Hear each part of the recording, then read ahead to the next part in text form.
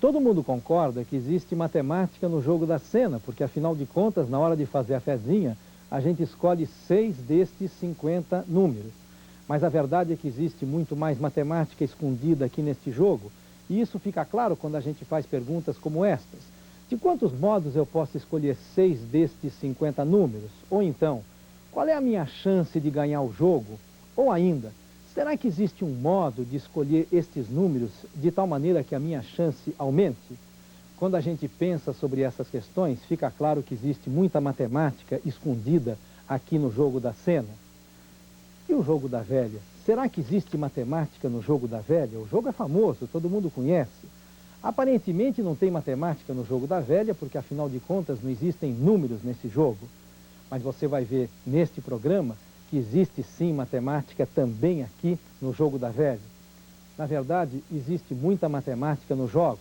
Os matemáticos se interessam muito por essa relação entre matemática e jogos. Existe até uma teoria matemática dos jogos. Mas isso é um bocadinho complicado. Nesse programa a gente vai tratar apenas de alguns jogos muito simples e ver a matemática que está escondida neles. Para começar, eu vou lhe mostrar um jogo que pode ser disputado por 2, 3 ou mesmo 4 pessoas. Aqui no caso, a gente vai apreciar uma disputa entre a pirâmide e o cilindro, nossos velhos amigos.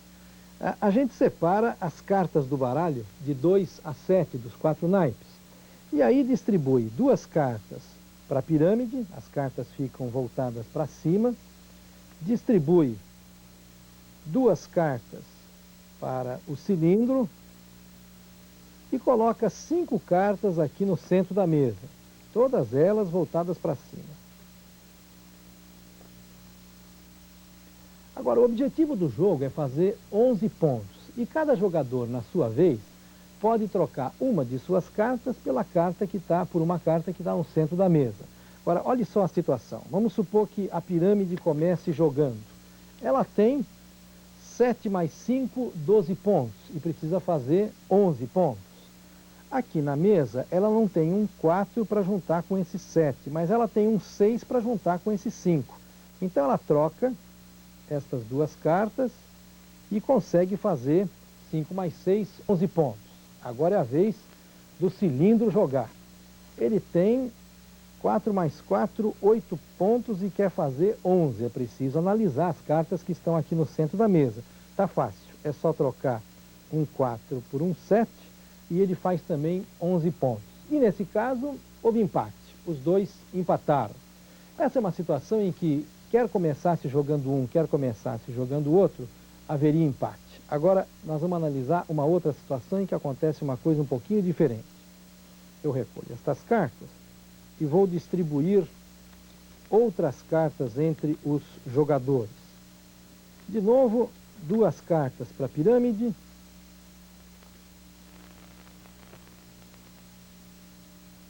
2 cartas para o cilindro e 5 cartas no centro da mesa. Agora não pode esquecer, o objetivo do jogo é fazer 11 pontos. Vamos supor que desta vez o cilindro comece jogando. O cilindro tem 5 e 2 e quer fazer 11 pontos. Ele pode conseguir isso trocando esse 2 com esse 6. Juntando o 5 e o 6, ele faz 11 pontos. E aí, na vez da pirâmide jogar, ela também consegue fazer seus 11 pontos, juntando esse 4 com esse 7, trocando o 5 com o 7. Veja então que nesse caso, novamente, haveria empate. A gente analisou esta situação do jogo, supondo que o cilindro começasse a jogar. Agora a gente vai analisar a mesma situação, imaginando que quem começasse o jogo fosse a pirâmide. Olha só o que acontece. Ela tem um 4 e o 5. Quer fazer 11 pontos. A pirâmide tem 2 possibilidades de jogo. Ela pode juntar o 4 com o 7 para fazer 11, ou então o 5 com o 6 para fazer 11. Nos 2 casos, ela consegue fazer seus 11 pontos. Só que uma destas possibilidades de jogo lhe é mais favorável. E veja por quê. Se ela tirar o 6 da mesa, juntando esse 5 com esse 6, trocando o 4 pelo 6, ela retira do cilindro a possibilidade de fazer os 11 pontos. Em suma, existe um jogo em que a pirâmide deixa o seu concorrente empatar com ela, e existe um jogo em que ela ganha e o concorrente não consegue fazer os 11 pontos. Veja que o jogo envolve uma análise de possibilidades. Envolve também cálculo mental. Envolve as operações elementares com estes números pequenos. A gente pode complicar um pouquinho aumentando os números, colocando as cartas 8, 9, 10 do baralho. Pode combinar que em vez de soma 11, a soma tem que ser 13, 15 ou 16. Enfim, é um jogo rico que pode ser jogado de diferentes maneiras. Agora um outro jogo, desta vez envolvendo a multiplicação. A gente continua brincando com as cartas do baralho, só que foram acrescentadas as cartas 8 e 9. Para começar, a gente coloca sobre a mesa um certo número de cartas, podem ser 10, por exemplo. O jogo pode ser disputado por 2, 3, 4 pessoas. Aqui a gente vai imaginar que o cilindro e a pirâmide continuem disputando um com o outro. Eu que estou de fora do jogo digo um número. Por exemplo, digo 16. E agora, dentre eles, o que encontrar primeiro duas cartas que multiplicadas deem 16, fica com as cartas. Por exemplo, a pirâmide poderia perceber que 2 vezes 8 é 16. E assim ela fica com essas duas cartas. Agora, será que existem aqui na mesa ainda duas cartas que multiplicadas deem o 16? Talvez o cilindro percebesse, olha só, 4 vezes 4 também é 16, e ele fica então com aquelas duas cartas. Agora, com estas que restaram aqui, não tem mais como obter o produto 16. O jogo poderia continuar repondo as cartas que foram retiradas, falando-se um outro número e assim por diante. Veja que com essa brincadeira se pode perceber que um mesmo produto pode ser obtido de diferentes maneiras, como foi o caso do 16, é 2 vezes 8, é 4 vezes 4. Veja ainda que com esta brincadeira se exercita a memorização da tabuada. Aliás, existem muitos jogos para se treinar a memorização das 4 operações envolvendo números pequenos. No jogo de dados é costume lançar os dados e somar os pontos obtidos. Quem tiver a maior soma, ganha. Mas a gente pode trocar a adição pela multiplicação. Multiplicam-se os dois números e quem tiver o maior produto é que ganha o jogo. A multiplicação pode ser trocada pela subtração. E aí é questão também de combinar. Quem tiver a maior diferença vence, ou então quem tiver a menor diferença vence. A gente pode colocar também um terceiro dado na brincadeira. Lançam-se os 3 dados e somam-se os pontos obtidos. Quem tiver a maior soma, ou então quem tiver a menor soma, ganha o jogo. E aqui também a gente pode trocar a adição pela multiplicação. E aí nós vamos ter que fazer conta multiplicando 3 números. E se for para complicar um bocadinho mais, pode-se combinar também assim. A gente soma os pontos do dado vermelho com o dado amarelo e multiplica pelos pontos obtidos no dado branco. Dá para perceber que existem muitas maneiras de brincar com os dados. Veja que nestas atividades a criança está treinando o cálculo mental e memorizando os resultados básicos das operações com os números pequenos. No começo do programa eu falei que no jogo da velha também existe matemática, apesar de não existirem números nesse jogo. E agora eu quero lhe convencer disso. Nós vamos imaginar uma partida entre a pirâmide e o cilindro. E vamos supor que a pirâmide comece jogando. Ela coloca uma de suas peças, essa bola, nessa casa aqui. É a vez do cilindro jogar. E vamos supor que o cilindro faça este jogo. Coloque a sua peça nesta outra casa do tabuleiro. Pois bem, eu afirmo que se a pirâmide que vai jogar agora souber jogar, o cilindro não ganha mais dela. Você descobre como?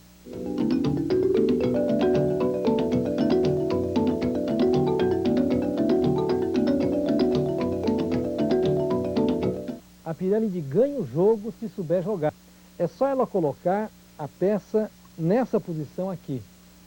Desta vez é o cilindro que vai jogar e ele tem que impedir que a pirâmide faça esta trinca. Para isso ele coloca a sua peça nessa posição.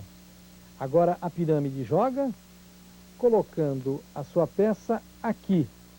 E com isso ela garante fazer uma trilha assim ou assim. Se o cilindro impede que ela faça esta, ela pode fazer aquela vencendo o jogo. E aonde que está a matemática do jogo da velha? Ela está na análise de possibilidades e no raciocínio dedutivo. Porque nesse jogo a gente tem que pensar dessa maneira. Se eu jogar assim, vai acontecer aquilo. Se eu jogar dessa outra forma, vai acontecer aquilo outro. Tudo isso é matemática.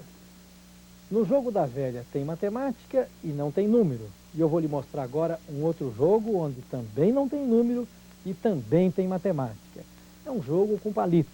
A gente coloca 3 palitos numa fileira, 3 palitos em outra fileira. Um jogador contra o outro. Cada jogador, na sua vez, deve tirar 1, 2 ou 3 palitos, mas tem que ser todos de uma mesma fileira. Não vale, por exemplo, tirar um palito daqui e 2 de lá. Eu repito, 1, 2 ou 3 palitos da mesma fileira é o que deve retirar cada jogador na sua vez. Agora, quem ficar com o último palito perde o jogo. E para compreender, só mesmo jogando. Eu vou convidar aqui a minha amiga Pirâmide para disputar uma partida comigo. E muito gentil, ela deixa que eu comece jogando. Eu retiro um palito. E suponhamos agora que a Pirâmide retire um palito. A situação ficou assim, 2 palitos nessa fileira, 2 palitos nessa outra fileira. Pois bem, se a Pirâmide souber jogar, eu não tenho mais chance. Existe um modo de jogar que faz com que ela ganhe obrigatoriamente de mim. Você descobre qual é esse jeito?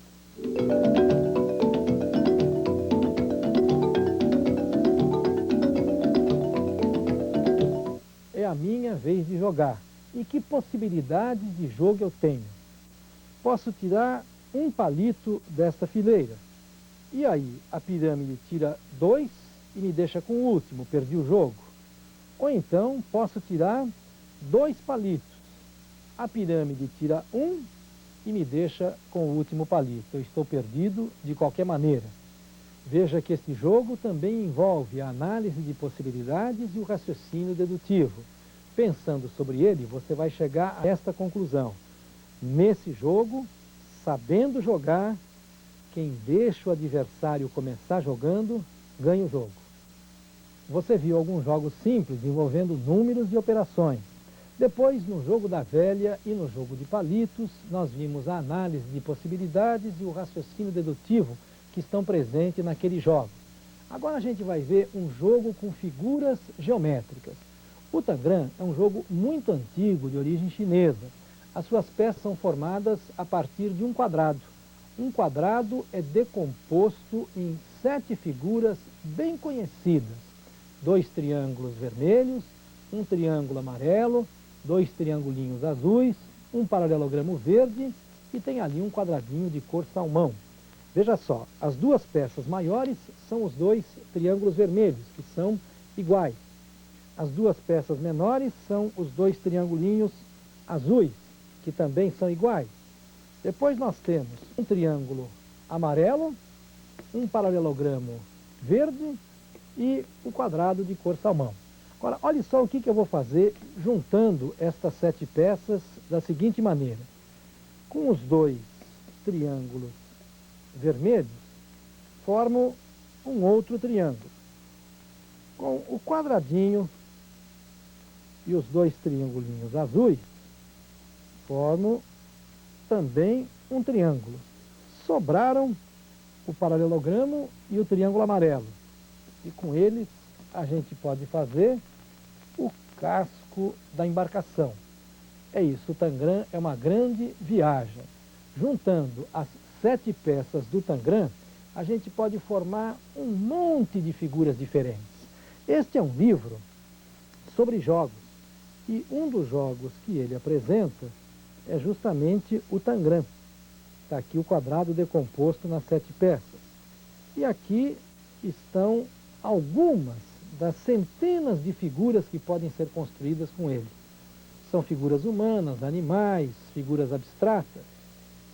Enfim, o Tangram é um jogo de decomposição e composição de figuras geométricas. Decompondo o quadrado naquelas 7 peças e compondo essas peças de diferentes maneiras, a gente vai obtendo uma série de desenhos. Como é, por exemplo, que se pode fazer este pato com as 7 peças de um Tangram?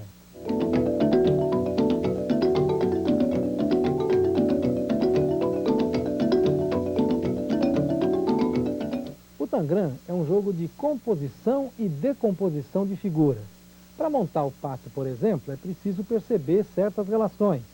Não é difícil notar que os dois pezinhos do pato são formados com os dois triângulozinhos. Agora, enxergando aqui um corte, aparece um triângulo na cabeça do pato.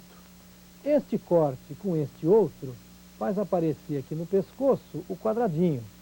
Este corte com este outro faz surgir aqui o paralelogramo e assim por diante. É um jogo então de decomposição e composição de figuras. Olha só como é que nós vamos montar o pato. O triângulo amarelo, a gente faz a cabeça, o quadradinho aqui, um pedaço do pescoço, o paralelogramo aqui, outra parte do pescoço, e com os dois triângulos vermelhos, a gente monta o restante do corpo do pato, com os triangulinhos, os pés. Está aí montado o pato com as 7 peças do jogo. O Tangram é um jogo de composição e decomposição de figuras geométricas e a gente já viu que isso tem bastante importância no cálculo de áreas. Todo mundo reconhece que existe matemática no jogo de xadrez. As pessoas acham que quem é bom de matemática é bom no xadrez e vice-versa. Mas também existe matemática no jogo de dama. E há muita matemática escondida aqui no famoso Resta 1, um jogo bastante conhecido. A gente já viu que há matemática no jogo geométrico das peças do Tangram.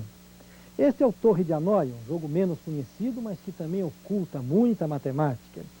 Este é um joguinho simples, em que com peças coloridas de formas todas iguais, a forma é a do trapézio, se pode construir figuras variadas, explorando-se a noção de simetria, por exemplo. Estes quebra-cabeça também são bastante conhecidos. São quebra-cabeças do tipo em que uma coisa tem que sair de dentro de outra, e eles também envolvem a matemática. E na famosa roleta, no jogo de roleta, também existe matemática. Isso se identifica logo, dada a presença dos números. Mas acontece que a matemática vai além da simples presença dos números no pano de apostas. Você já pensou, por exemplo, no seguinte: por que é que em todas as roletas do mundo, o último número aqui é o 36? Por que não vai até o 40, por exemplo? Você não quer pensar nisso? Os jogos de todos os tempos e lugares sempre foram fonte de inspiração para os matemáticos. E para o trabalho de sala de aula, eles têm grande utilidade, porque todo mundo gosta de jogar. O ser humano é um ser lúdico e jogando se pode aprender muita matemática.